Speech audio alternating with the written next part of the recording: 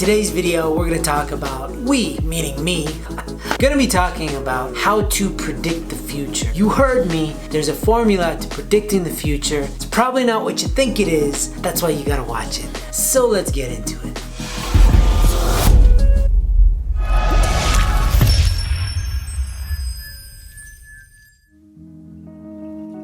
Welcome back to Whole Goals, everybody. My name is Andrew Love, and it is my job here on this channel to help you reclaim your mind, heart, body, and soul so that you can be an unstoppable force of good in this world. Now, I'm very aware that my hair looks like this. I mean, it's just us, right? So here's the thing. Most people do not know what is going to happen to them 5 minutes from now, let alone a year from now, or 5 years, 10 years, 20, 30. We cannot predict what's going to happen in the world, which country is going to be the strongest nation, who's going to be the winner, who's going to be the loser in this epic battle of global dominance. We don't know our own health. Sometimes, like, I had a pediatrician who was in great health and he died after running a marathon. Who would have guessed? I don't know. It is more important for us to be able to predict who we are and how we're going to show up for this world rather than what is happening in this world. You see, you will always be the victim of circumstance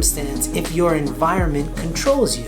If who's president makes you feel a certain way and you're happy when the person you voted won and you're angry when the person you didn't vote for won. Oh, I'll get you, Mr. President. It's no way to live. And yet so many people are living that way, and it's very unsustainable. It creates massive amounts of stress, anxiety, heart attack city. So you can tell, if you were able to predict who is going to be president in these last few cycles, would that have changed anything in your life? Not nearly as much as being able to predict how you were going to react to the good news and the bad news. And that leads me to this. If you can understand the power that you have over your thoughts, emotions, over your spirituality, and over your body, and you start to exercise that control that you do have by deciding what type of thoughts you would like to have to produce this certain type of curated emotions that you would like to experience, and what you need to feed your spirit in order to compel your body into action. If you could consciously decide all of this and then just commit to doing what you're committed to doing, then all of a sudden your life will become exactly what you want it to be. When in reality, most of us are constantly just reacting. If we go to IKEA and we want to wait for our meatballs, but somebody cuts in front of us, we get angry and we say, oh, this is not right. And either you're an introvert and you just hold it in and you scowl at them like this,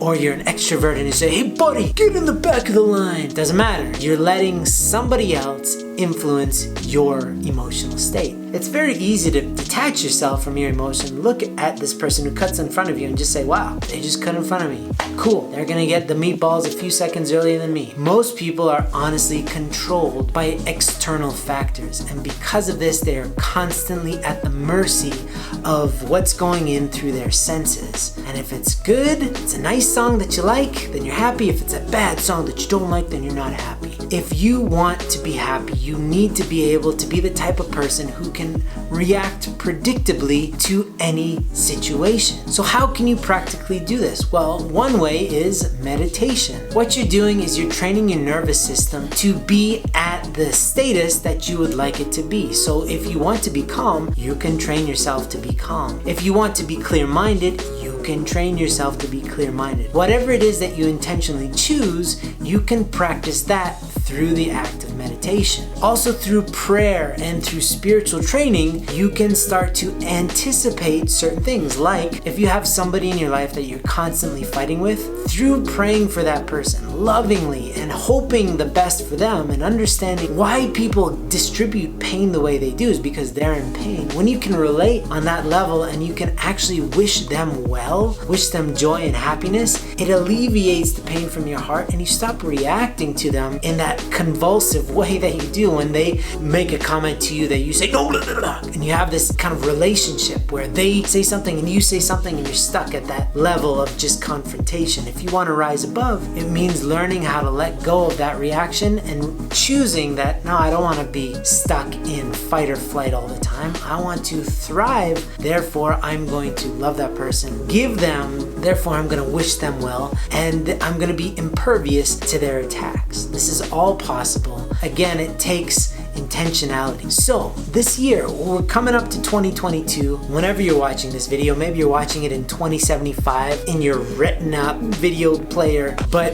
the principles remain the same. If you can decide what type of thoughts you want and start practicing those thoughts, if you can decide what type of emotions you want and start practicing those emotions, if you can predict how you want to show up to this world and start living like that, you will become that person. And until the day that you make those decisions, you will remain stuck in the same place that you're in. And your external circumstances may come and go, but you will always remain the same person, stuck in time and space. If you want to learn how to predict the future, then start practicing the future by getting clear on who it is that you want to be and how that person would react in any circumstance.